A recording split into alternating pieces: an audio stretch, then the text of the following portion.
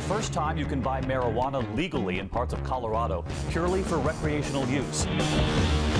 Pot, anything less than an ounce, no longer illegal in Washington state. Alaska is now the third state to legalize recreational marijuana. Marijuana is now legal in the nation's capital. Voters in Oregon, Alaska, and Washington, D.C. approved legislation allowing recreational use of the drug.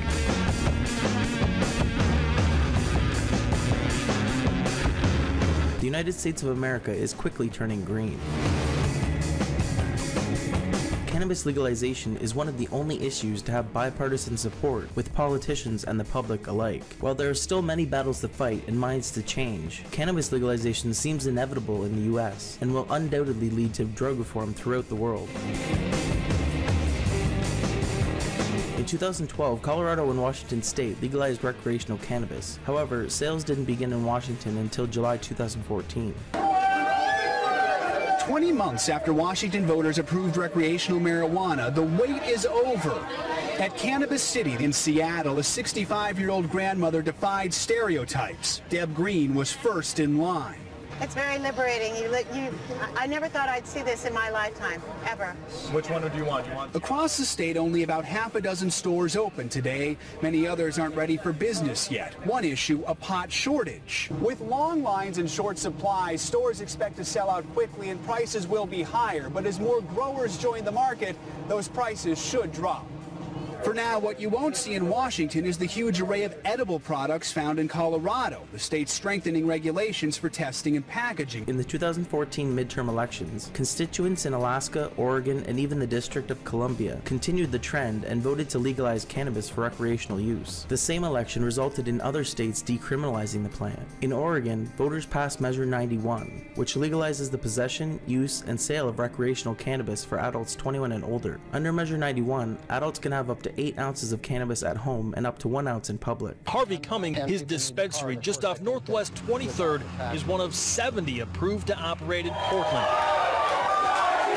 Following last night's vote to approve Measure 91, Cummings is hoping to get in on the new recreational market. Right now everything's nonprofit, reimbursement, donations, growing for the patient. We really look forward to being a mainstream business that just has a product that anybody's able to buy. Ideally, McKee and Cummings would like to be able to sell recreational and medical pot in their respective stores. They add their dispensaries are already regulated by the state, their product is tested, and they have security measures in place. Oregon expects cannabis tax revenues could range from $17 to $40 million annually, while other experts estimate a possible $100 million in tax income every year. Taxes collected from the cannabis sales will fund schools, police, and drug prevention and education programs in the state. The task of regulating and monitoring this fledgling industry goes to the Oregon Liquor Control Commission. It's a huge job and a huge responsibility. Rob Patridge is the chair of the Oregon Liquor Control Commission. The agency now has until January 2016 to implement the new industry and decide who gets retail licenses. Whether we can have kind of a medical marijuana store and a recreational store is still out. This has always been a good one. Rules that Harvey Cummings says he and other dispensary owners are anxiously waiting for. Even though Alaska and Washington, D.C. legalized cannabis, there are significant differences in how these jurisdictions have implemented the reform. Unlike in Colorado and Washington, in Alaska and D.C., there are no pot stores. There's no place where you can buy it. If you're 21 or over, it's now legal in D.C. and Alaska to possess a certain amount of pot. It's also legal to smoke pot, as long as you don't do it in public. But how are you supposed to get this pot that you can legally possess and legally smoke? You are not allowed to buy it, and nobody is legally allowed to sell it. The only way you are legally allowed to get it is to grow it, or for somebody who has grown it themselves, to freely give it to you in exchange for nothing. Not only can they not sell it to you, they can't trade you for it either. The Alaska Dispatch News did this handy Q&A on the day that Alaska legalized pot this week on Tuesday.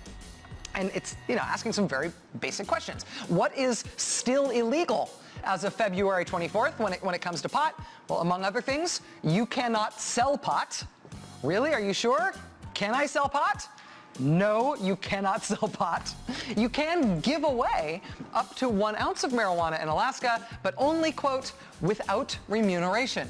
meaning you cannot get paid at all if you give somebody pot. And payment doesn't just mean money. Payment means anything. Alaska thinks that by this time next year, the state will have regulations in place so people will be able to legally buy pot in the state instead of having to grow it or get it for free off somebody who grew it.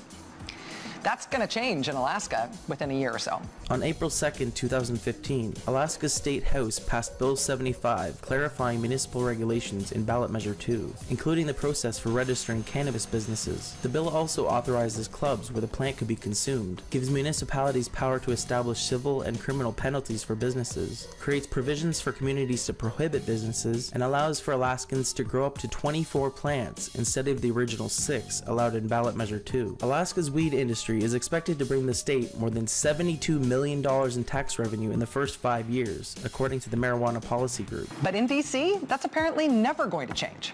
At least it's never going to change while the Republicans are in control of Congress. I mean, even though there is no Republican member of Congress from D.C., there are a handful of Republican congressmen, specifically Jason Chaffetz of Utah, Mark Meadows of North Carolina, and Andy Harris of Maryland, who have decided to make it their mission to stop D.C. from implementing its own law, which D.C. residents passed with 70% of the vote last November. By virtue of the vestigial constitutional relic that allows Congress to interfere in the local laws of D.C., these Republicans in the House were able to block the D.C. City Council and the D.C. Mayor from establishing any rules and regulations governing the sale of pot in the districts. That's why D.C. isn't going to have pot stores like Washington and Colorado do. They do not appear to have blocked D.C. from moving ahead on the other things that were approved in that voter-approved initiative, including legalizing possessing pot and smoking it in private. They've only blocked the sale part of it. So D.C.'s mayor and city council and the police chief and the local authorities in D.C., they made their plans. They made their plans for legalization to go into effect as of midnight last night. They put out this handy flyer explaining what that means. Selling pot, not permitted. Public consumption of pot, not permitted. Driving while high, obviously not permitted. Consumption in public housing, not permitted. Nobody under 21 can possess it or smoke it or grow it. But as long as you home grow and you only give it away for free, you, if you're over 21, can possess up to 2 ounces and you can get baked at home. So it's pretty limited in scope, right? But it is a change.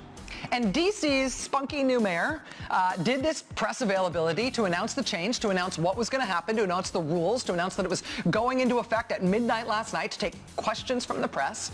Explain, like, listen, I'm the mayor of the city. This is what we're doing. This is what that voter initiative means, and we're going ahead with it. She did that press availability, and the Republicans in Congress freaked out.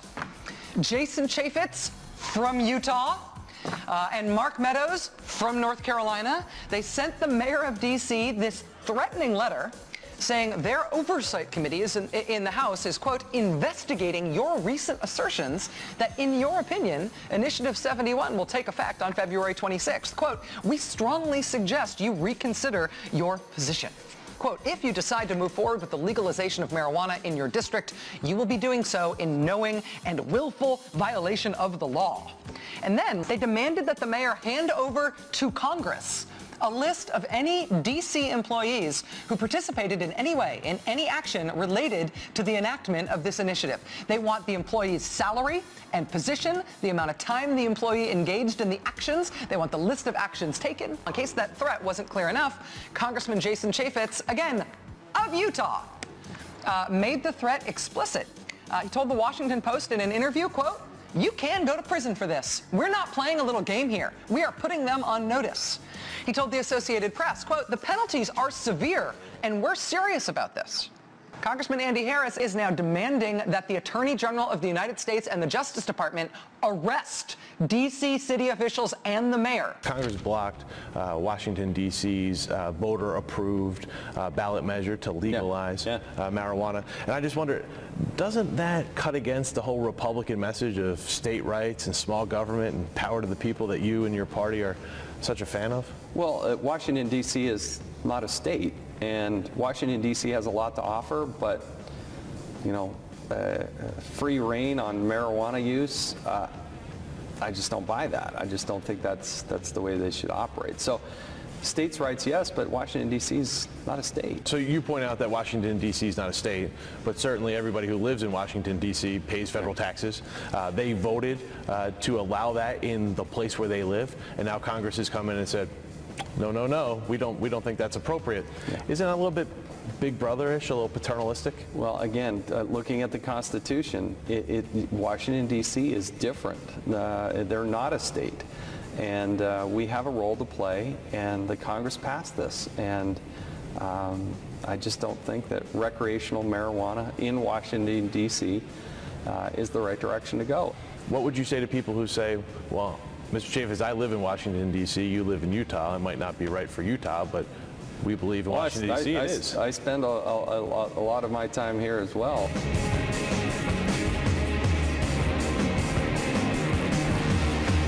They are speaking loudly, but our residents also spoke loud and clear last November when 7 out of 10 of them went to the polls to vote to approve the legalization of small amounts of marijuana in Washington, D.C. for use by adults in their homes. And I'm the mayor of the District of Columbia. I was elected, and my job is to implement the people's law. The people changed the law, and it's my job to implement it. Despite Congress's ability to block the sale of cannabis in D.C., they couldn't stop its decriminalization and what amounts to a government decree to grow and share cannabis. Cannabis enthusiasts can be creative, persistent, and generous people, and the weed community in D.C. proved it in March. Hundreds of people lined up outside a Washington, D.C. restaurant yesterday to get free marijuana seeds on the 1-month anniversary of the city's new marijuana law. You have the right to share seeds up to 1 ounce to any individual, so why not just designate a location and have people come and get seeds? And so I'm giving away my spare seeds that people gave me, and some seeds I found in bags of marijuana over the years. I feel like such a pioneer, like coming here and getting seeds and be able to grow your own marijuana and smoke it and be lovely, like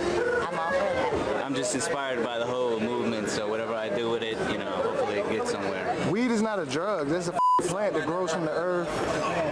God made it. So there's no dealing going on here. And this is a fantastic crowd. It feels like a part of a community, more or less.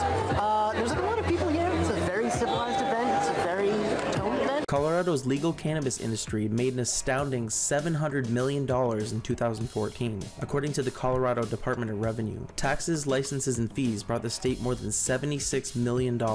Additionally, tax revenue is expected to increase to $94 million annually in 2016. By then, cannabis will be a billion-dollar industry in Colorado. According to the Washington Post, these numbers don't include money made from tourist spending or bongs and other cannabis paraphernalia, so the total economic impact is probably far greater. There's a healthy appetite for the Rocky Mountain High and no shortage of stores to supply the demand.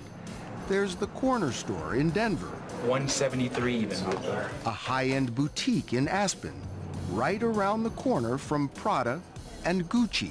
Meg Sanders is a new breed of cannabis CEO, driven to push marijuana into the mainstream. A suburban mother of 2, she left a private equity firm to run Mindful, a chain of 4 retail stores that sells recreational and medicinal pot. I was working in a small financial office, and there just wasn't a lot of upward growth, and what better opportunity than to jump into a fledgling industry, something that we'll never see again in our lifetime.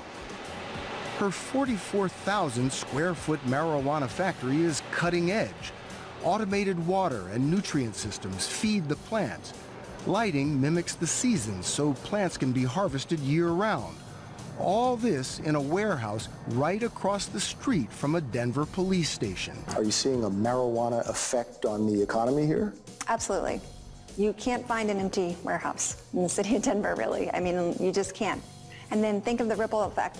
I mean, we affect a ton of businesses, security, marketing, you know, web hosting. We're a business just like anybody else. We have the same needs. Millions of dollars from cannabis are going toward education, law enforcement, drug prevention and treatment, and other necessities in Colorado, while arrests for cannabis are down and less crime is being committed. You say you're a business person. I think some parents would look at this and say, she's just peddling drugs.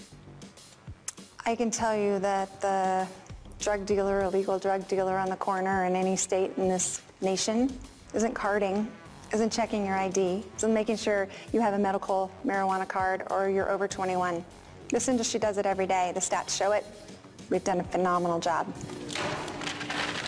Mindful expects to rake in $18 million this year, but it's not easy money.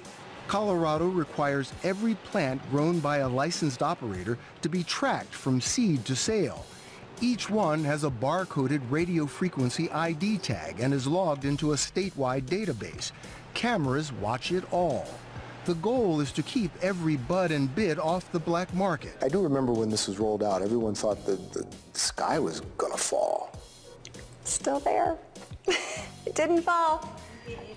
And business is thriving, and the customers are still coming through the door. So clearly, if I'm looking at my business and I'm looking at those around me, the consumer is saying, yeah, this works. Furthermore, the Colorado State Board of Health approved about $8 million to fund 8 studies investigating the medical benefits of cannabis. Researchers at various universities will test the efficacy of using cannabis to treat PTSD, Parkinson's disease, bowel disease, pediatric epilepsy, and brain tumors, as well as compare cannabis's pain-killing abilities to prescription opioids. Despite the massive success of legal cannabis in Colorado, there have been a few issues with its rollout, including mislabeled cannabis edibles resulting in negative experiences, and cannabis businesses having to deal entirely in cash. Colorado has since taken measures to alleviate the confusion over cannabis edibles. Andrew Friedman is Colorado's marijuana czar. He's a Harvard law grad, handpicked by Colorado Governor John Hickenlooper to oversee the rollout of legalized recreational pot. I think one of the things we didn't see coming was that people were going to overdose on edibles, and we're not going to try to hide that problem. New rules and regulations came out faster than I think you ever see state government do something. New rules placed immediate limits on the amount of THC, marijuana's major psychoactive ingredient, allowed in edibles, and required new labeling detailing the potency of each serving. Because cannabis is still illegal federally, banking has been a big issue for cannabis businesses in Colorado from the beginning. As long as the federal government continues to count pot proceeds as illegal drug money, most banks won't touch it. So Colorado's billion-dollar marijuana industry is conducted almost entirely in cash.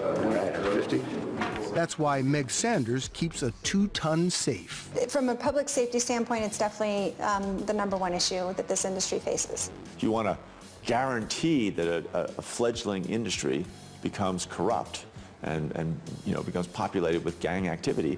Fake it all cash, right? That's as old as Al Capone, right? Cash creates corruption. Colorado Governor John Hickenlooper says a partial solution might be a new state-chartered cannabis credit union. He's urging the federal government to approve it. Still, despite the problems, Governor Hickenlooper says he's encouraged by the rollout of this green experiment Colorado voters wanted. It's legal here, but outside of Colorado, it's still illegal. It's a federally illegal drug. How do you square those two? Well, it is a round peg in a square hole. It takes everybody being creative in ways they haven't been creative before, and knowing that at any time the federal government could come and shut us down and tell us that what we're doing is illegal in their eyes. You still think that's possible? Sure. It's completely possible that in a few years somebody comes around and says, a new president says, we are not okay with you doing this. The federal government isn't the only threat to Colorado's legal cannabis market. Several lawsuits from an anti-drug group, sheriffs, and nearby states Nebraska and Oklahoma seek to repeal cannabis legalization and reinstate prohibition. If I defend and uphold the rights of an individual under Colorado Constitution to have marijuana, then that puts me in violation of my oath office on the federal end. Smith calls it a crisis of conscience, and the lawsuit asks a federal judge to strike down the law and close more than 300 licensed retail marijuana stores. There is nothing that requires Colorado to enforce federal marijuana laws. Mason Tevert speaks for the Marijuana Policy Project. Colorado is taking steps to control it.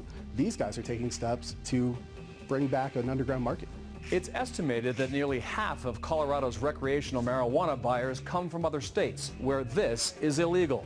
Law enforcement officials from Nebraska and Kansas, two of Colorado's neighbors, have joined the suit. saying they've been overwhelmed by illegal drug activity that flows across Colorado's border. On traffic stops, they're coming up with a lot of marijuana coming through, which requires the arrest time, the prosecution time, the jail time, the prison time. It was only a matter of time that Colorado was going to have to face what the voters did in federal courts, and so now that day has come. Former U.S. Attorney Troy Ide says he's not surprised this case has finally come, and the plaintiffs don't surprise him either. These states didn't vote for marijuana decriminalization or otherwise, but now they're bearing the effects, and so they're looking to Colorado to put aside its law. But in a statement, Colorado Attorney General John Suthers says he expected this. Quote, it appears the plaintiff's primary grievance stems from non-enforcement of federal laws regarding marijuana, as opposed to choices made by the voters of Colorado.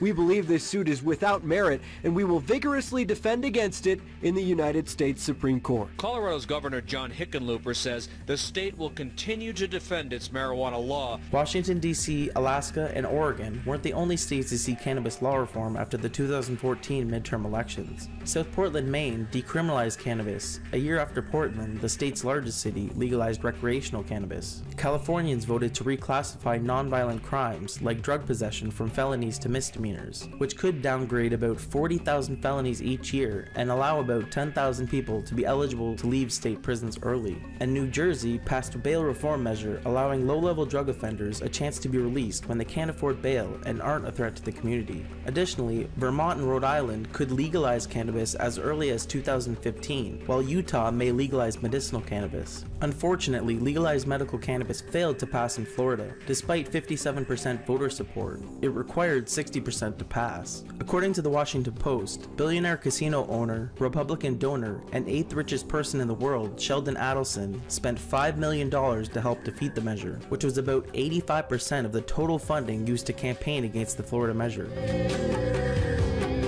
What else is happening in Florida? Police in Florida shot and killed a 26-year-old man by the name of Derek Cruz after the SWAT team entered his home at 6 in the morning because they had a pot warrant. Okay, so there were 6 other friends in the house, and they apparently saw what happened, and they're claiming that this was straight out murder. At 6:32 a.m., Deputy Todd Rabel, 36, fired one shot, hitting Cruz in the face as he stood inside the doorway.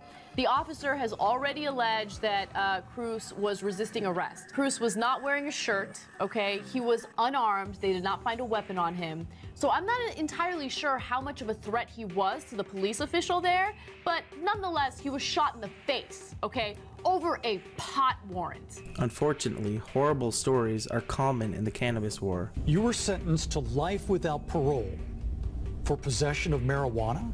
Yeah, that's what I'm doing. Do you wonder, how did I get here? Every day. It's unbelievable.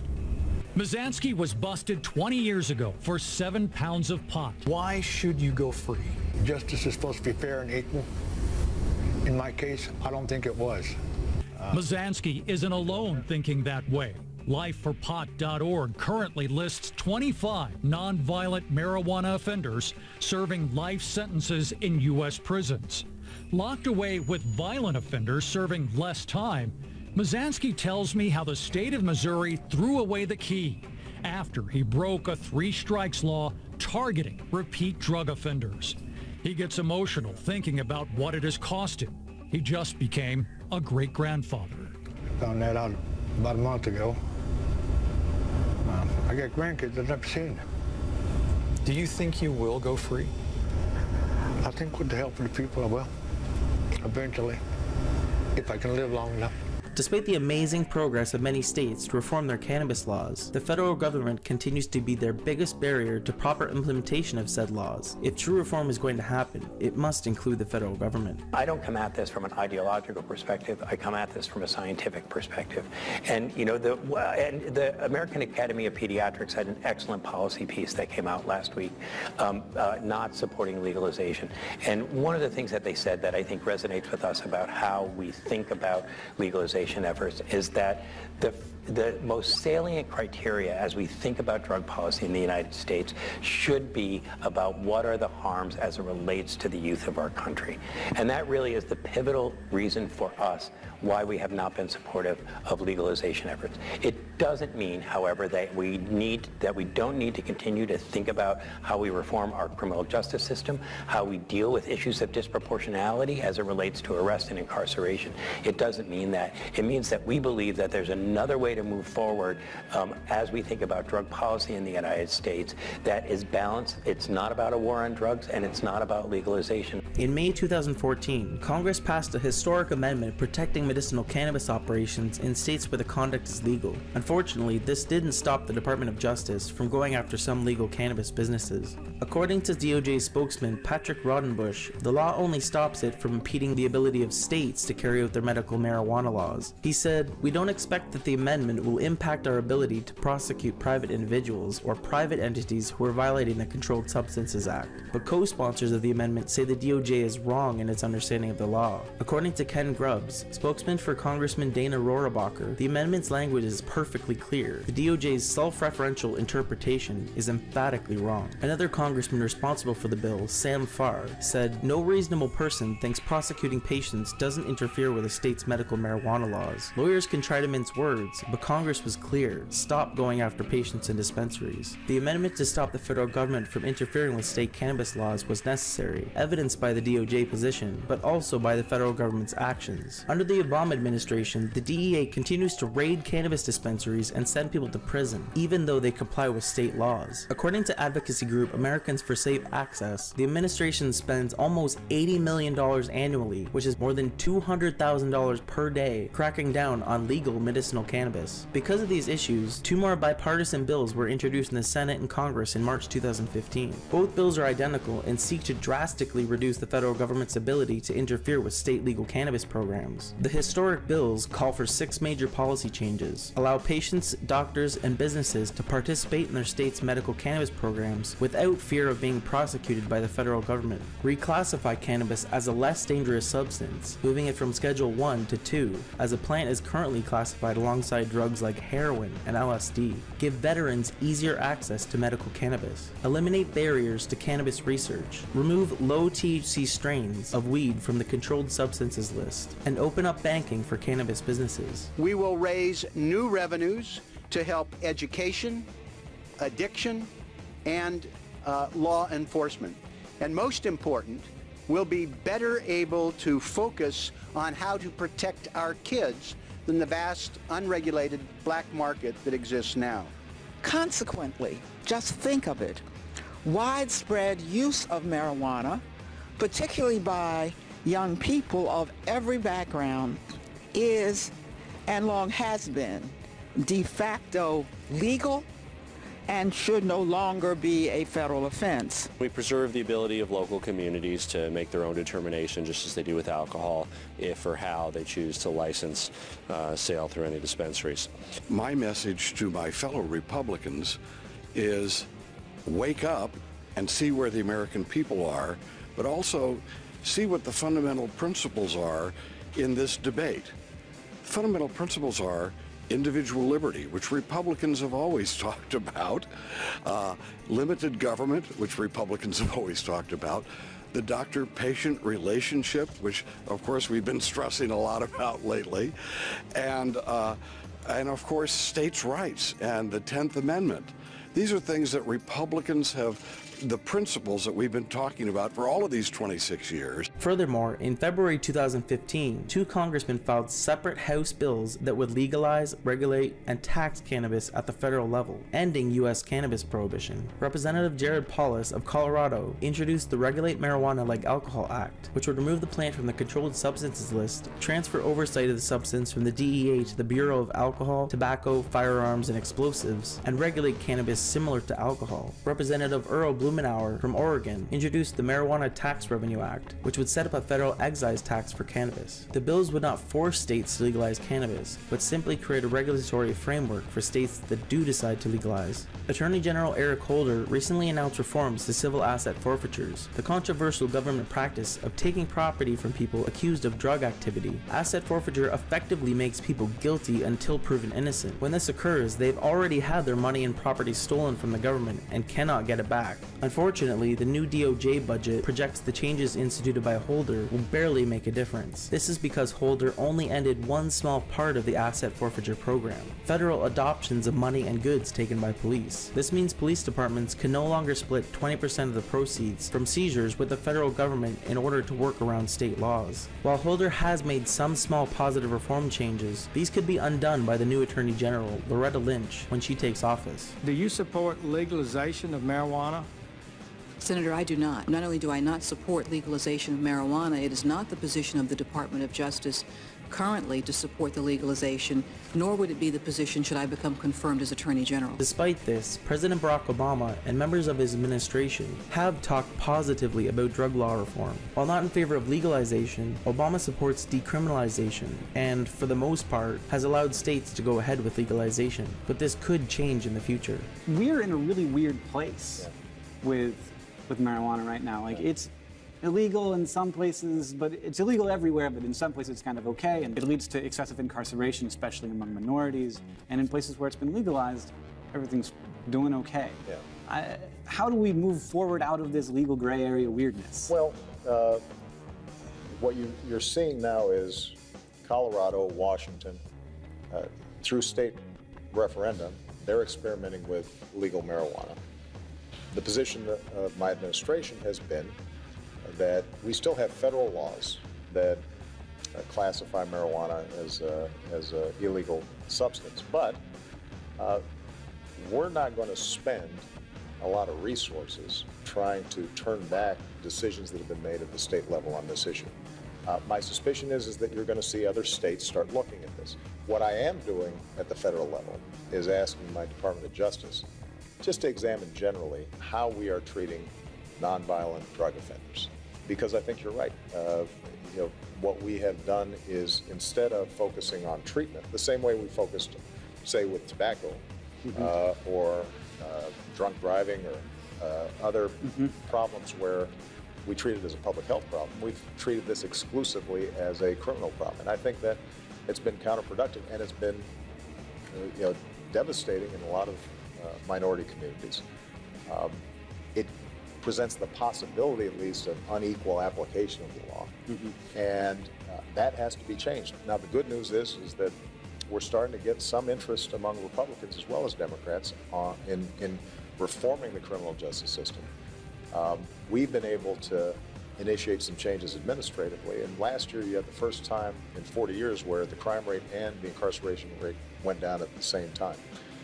I hope we can continue with those trends because there's just a smarter way of dealing with these issues. I think when you look at many of the president's comments, he really is talking about this from a criminal justice context, that, we can't continue down this path of arresting and incarcerating, and particularly young kids of color and the impact that we see here. And, completely agree with that as it relates to drug policy. But when you look at kind of what the impact of legalization might portend for us, and not just legalization, but I also have significant concern with the commercialization of marijuana. Having done public health for a long time, I think that we see, quite honestly, the industry using some of the same tactics, quite honestly, that the tobacco industry has used as they thought about marketing their product. That said, he's also made clear that he, with the Department of Justice monitoring this, is keeping a close eye on what's happening in Colorado and Washington. I don't want to speak out of both sides of my mouth. If we say that we're science and data driven, we need to be science and data driven. And so part of what we're looking at, and these are largely, publicly available data sets, as well as work with the National Institute of Drug Abuse, is looking at, and in concert with Colorado and Washington, what has been the impact? What is the impact? I think, quite honestly, it's too soon to tell in terms of what those issues mean. So how soon are people going to be able to make judgments around the wisdom or merits of what's happening in Colorado and Washington? And what are going to be the key criteria? Sure. So our offices, we do not intend to issue some level of definitive report saying, oh, it worked. No, it didn't. But part of it is a commitment to continue to roll out public data. Largely, these are existing data sets that exist that look at things like youth use, that looks at things like treatment admissions, that look at things like drug driving episodes, that look at diversion of marijuana from one state to another. So part of what we feel a responsibility at ONDCP is to make available those data sets to allow people to make a determination on kind of what they think the impact is. During his time in office, President Obama has also used his executive power to grant clemency to 40 federal drug defendants, including 12 who were serving life sentences for nonviolent drug crimes. However, this is insignificant considering the more than 2 million people in U.S. prisons, the highest percentage of which are for drug crimes, especially cannabis. Under the Obama administration, we've really undertaken some significant reforms as it relates to drug policy in the United States. I think for a long time we've relied on anecdote to guide policy, and under this administration we've really focused on a science-based, evidence-based strategy. One of the areas that we have been really trying to focus on our public health strategies, really looking at from both a policy perspective and a budget perspective, focusing on things like prevention, treatment, and recovery. The other piece that I think this administration really needs some credit for is how we've looked at things, how we've approached sentencing reform activity, and it really is, I think, important to understand the track record of both the President and the Attorney General, particularly as it relates to low-level offenders who are coming in contact with the criminal justice system largely as a result of their own addictive disorders. And when we think of our policy, we look at it in three fundamental ways. One, how do we divert people away from the criminal justice system in the first place? So how do we enhance policy? How do we enhance practice? How do we do things like increasing the opportunity for police department to have a different intervention other than just arresting someone and incarcerating them? We know that the vast majority of people who are in our prison facilities are there largely because of their own substance use disorders, and how do we make sure they get good care and treatment?